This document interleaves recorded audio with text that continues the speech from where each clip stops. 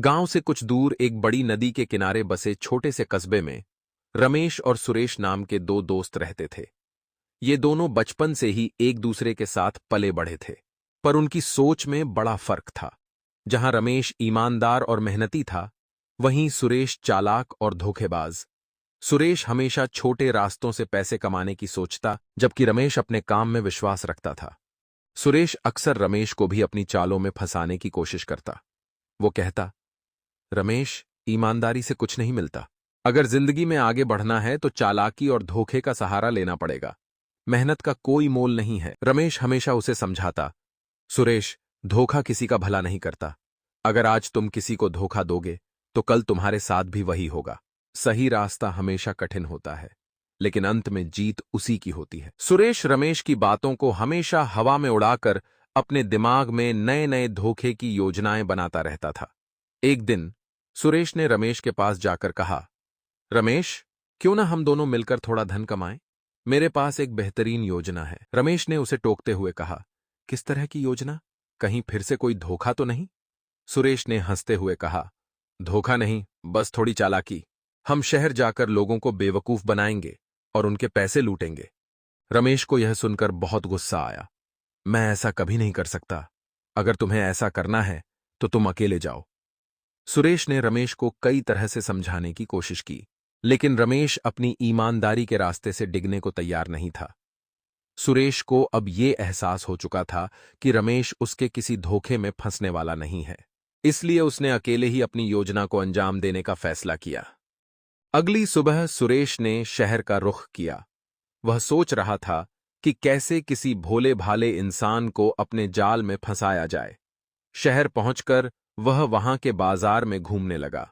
उसकी नजर एक बूढ़े किसान पर पड़ी जो अपनी गाय बेचने के लिए आया था। किसान की गाय अच्छी नस्ल की थी और उसकी कीमत भी काफी ज्यादा थी। सुरेश के मन में तुरंत एक योजना आई। उसने किसान के पास जाकर कहा, बाबा, यह गाय बहुत सुंदर है, मैं इसे खरीदना चाहता हूं। किसान ने कहा, बेटा, यह गाय बहुत अच्छी नस्ल की है, लेकिन इसकी कीमत 10,000 रुपये है। सुरेश ने बड़ी मासूमियत से कहा, बाबा, मैं आपको पैसे दूंगा, पर थोड़ी देर में। अभी मेरे पास पूरे पैसे नहीं हैं। आप मुझे गाय दे दीजिए, मैं थोड़ी देर में आपके घर पर आकर सारे पैसे दे दूंगा।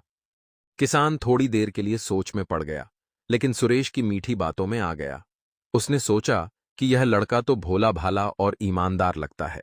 उसने सुरेश को गाय दे दी और कहा, देख बेटा, मेरे लिए यह गाय बहुत कीमती है, समय पर पैसे दे देना। सुरेश ने मुस्कुराते हुए कहा, बाबा, आप निश्चिंत रहें, मैं आपको धोखा नहीं दूंगा। सुरेश गाय लेकर निकल पड़ा और सोचने लगा कि इसे जल्दी से जल्दी बेचकर पैसे बना लूं। उसने बाजार में जाकर गाय को किसी और के हाथों बेच दिया और 8,000 रुपये कमा लिए। लेकिन कहानी यहीं खत्म नहीं हुई।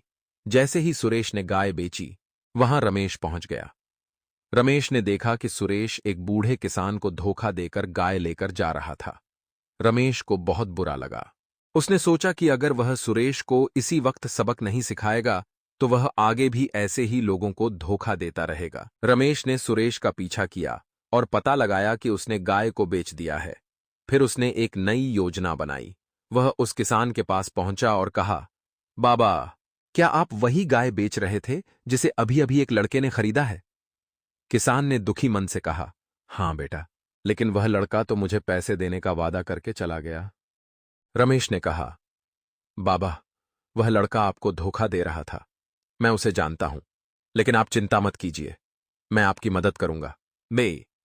रमेश ने किसान को अपनी योजना बताई और फिर दोनों ने मिलकर सुरेश को पकड़ने का निश्चय किया। अगले दिन सुरेश उस पैसे से और लोगों को ठगने के लिए शहर में घूम रहा था। तभी अचानक उसे किसान और रमेश नजर आए। किसान ने गुस्से में आकर सुरेश से कहा, तूने मुझे धोखा दिया, मेरी गाय बेच दी और पैसे भी नहीं दिए। सुरेश घबरा गया और कहने लगा, बाबा, ऐसा कुछ नहीं है, मैं तो आपके पैसे लेकर ही आ रहा था। रमेश ने आगे बढ़कर कहा, सुरेश, मैंने तुम्हें पहले ही चेतावनी दी थी कि धोखा कभी फलता फूलता नहीं है। अब तुम्हें इसका अंजाम भुगतना पड़ेगा। किसान ने तुरंत ही शहर के कोतवाल को बुला लिया। सुरेश को गिरफ्तार कर लिया गया। किसान को उसकी गाय के बदले 8,000 रुपये मिल गए और रमेश ने बाकी पैसे अपनी जेब से दिए, ताकि किसान को कोई नुकसान न हो। सुरेश जेल में बैठकर अपने किए पर पछताने लगा।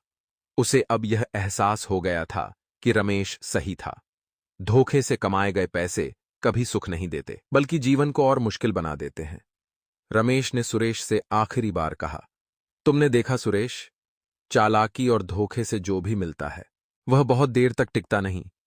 सही रास्ता भले ही कठिन हो, लेकिन अंत में वही सही होता है। उस दिन के बाद सुरेश ने कभी किसी को धोखा नहीं दिया।